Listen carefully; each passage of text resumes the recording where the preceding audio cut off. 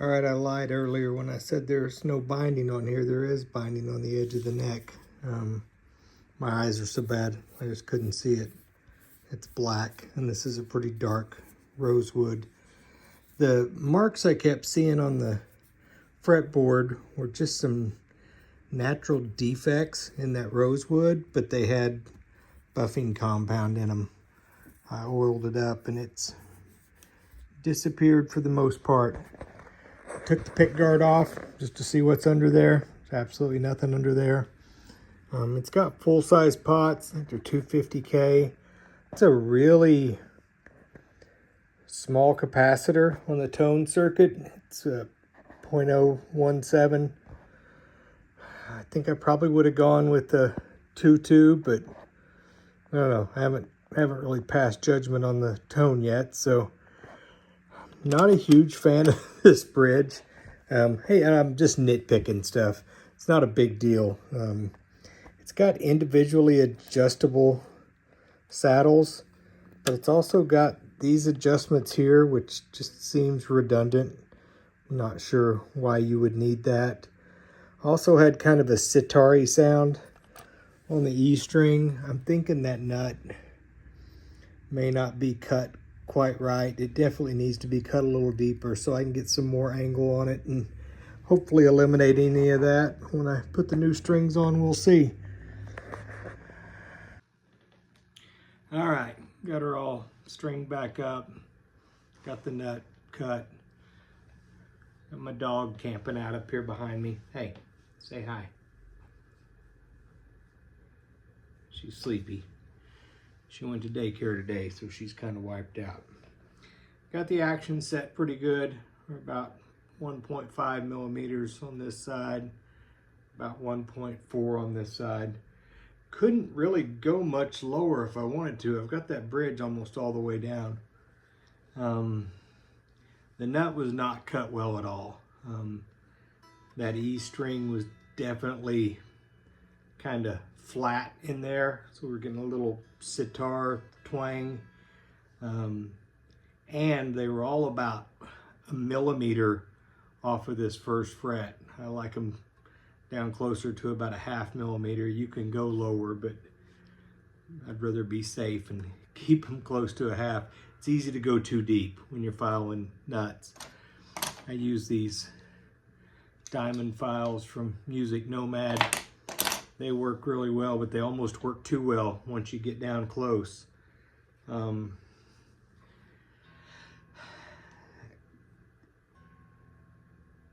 These are new strings, so I know they're still stretching out a little bit. I can't tell if it's the tuners or the strings. The tuners feel really good. They're nice and smooth. I'm just not sure how well they're staying in place.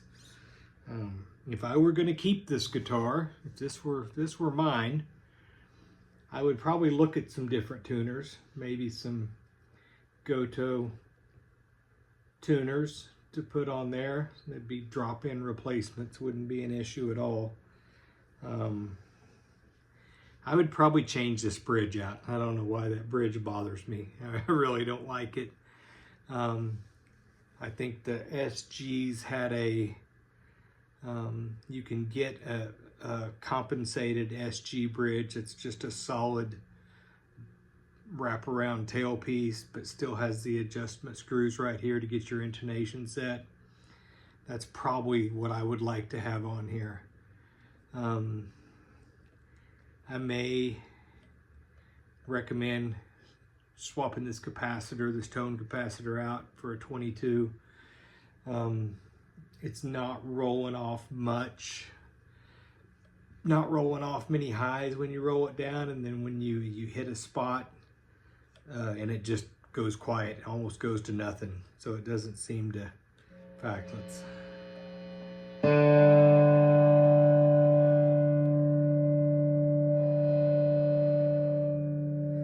It's not rolling off a lot, and then it's just all at once, and it still doesn't roll off a lot of highs, just the volume. Probably sound great with a better pickup in here.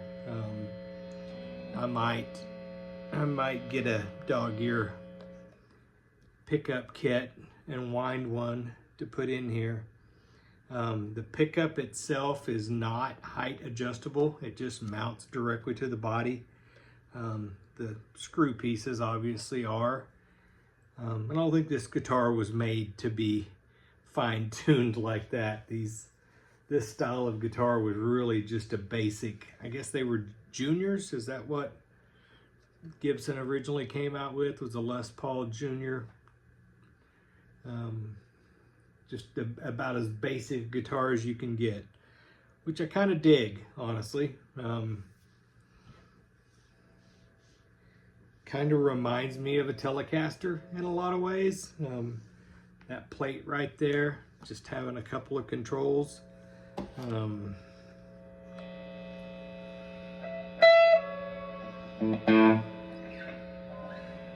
I didn't find any more, didn't find any high frets anywhere.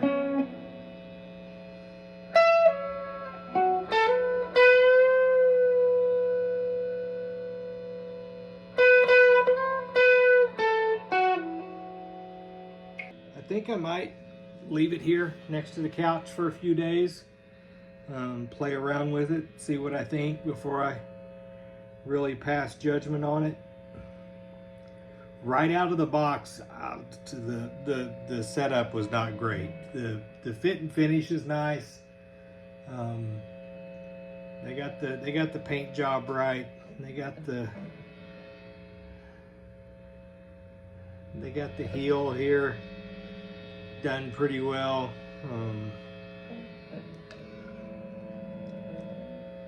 It's got the cool factor, I think, if you're into this style of guitar. But it definitely needed some setup to be playable, especially this nut. That's the biggest thing I think it needed, was that truss rod adjustment, which is to be expected. And the nut, which they could do a better job on that. They should probably, for low-cost guitars, they should probably take some lessons from I think it's pronounced E-Art, E-A-R-T. Those guitars are the ones that I've seen so far have been dead on right out of the box. You haven't really had to do anything to them to make them playable.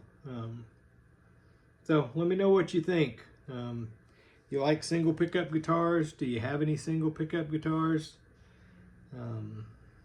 What are the advantages and disadvantages of a single pickup? Now my dog wants to get up. Now I can turn it up and play a little louder. I try not to blow her up when she's sitting here next to me. All right, so the two things I think really need to be done to this. After playing a little bit, I kind of like this pickup. I'm going to measure let's go ahead and do that.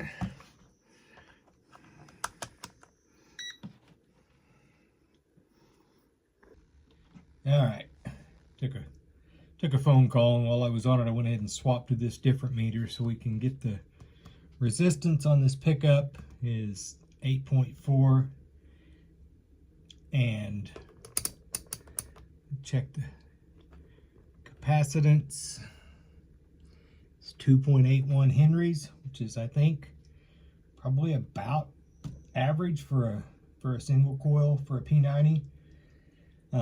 I kind of got to where I like the way this pickup sounds. I do think changing that capacitor out is going to improve the overall, certainly improve the way the tone circuit works. The other thing that this guitar needs, absolutely, is these frets polished. I've kind of started on them here. They were really rough, and when you tried to do any kind of a bend, you could feel the grit on them. So I've just about got those polished up. My cheap little fretboard guard. It's kind of a cool little device here. Got one for Fender scale necks and one for Gibson scale. Saves you from having to do all the masking tape on the fretboard, which I typically don't do on a rosewood fretboard anyway, but I wanted to try this out just to see how it works, and it seems to work really well. So I'm gonna get these frets polished up, get this capacitor changed out. We'll see what it sounds like then.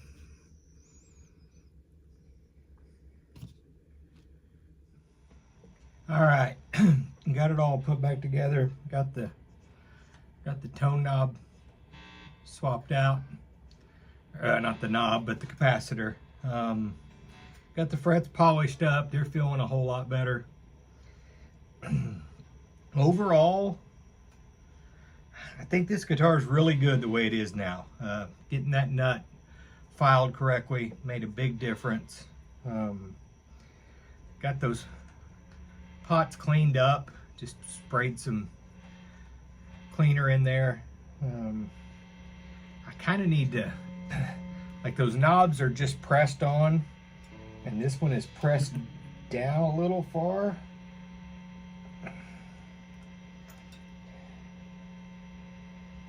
And so it's dragging on that plate. Yeah, that's much better. I would probably consider swapping these knobs out for some that have set screws on them so I can get the height set just exactly right.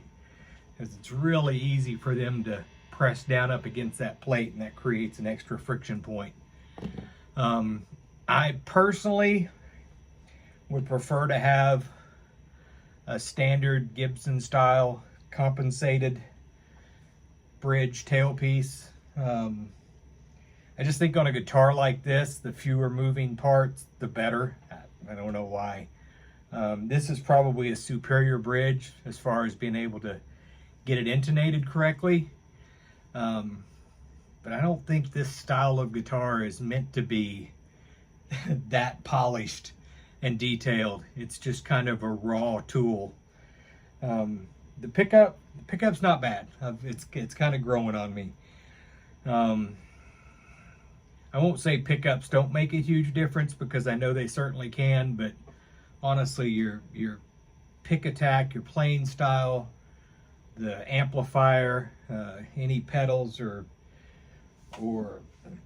EQ that you're using is going to make probably as much difference, if not more, than the pickup itself.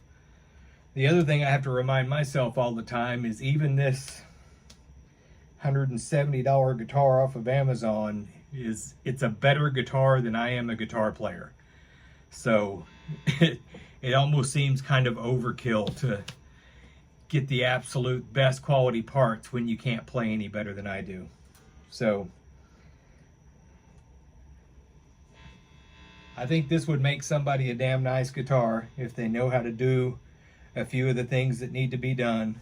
Let's see if we can, I don't know if I've got, how much gain I've got on there.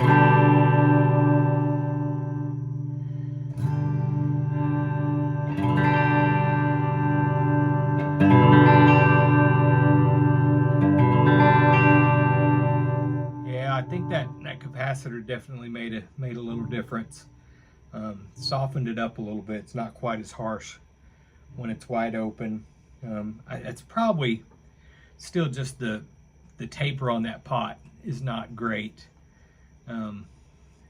Most people play with their tone wide open anyway, so I'm not sure that it really matters. The volume pot goes from nothing to on, and then that's wide open.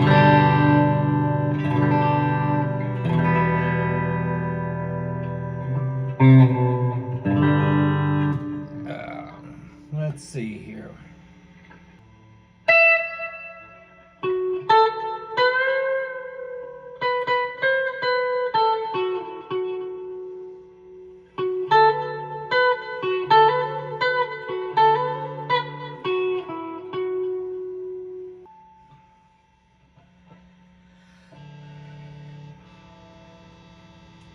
One of these days, I'm going to get that finger fixed.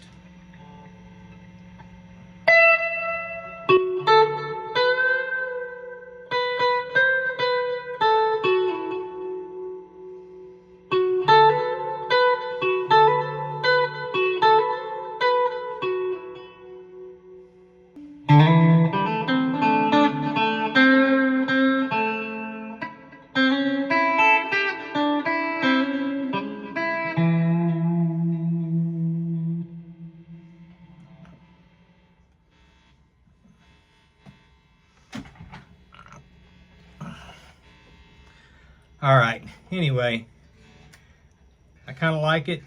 Gonna play with it a little bit more, see if there's anything else I think it needs, but all in all, I think this one's ready to go.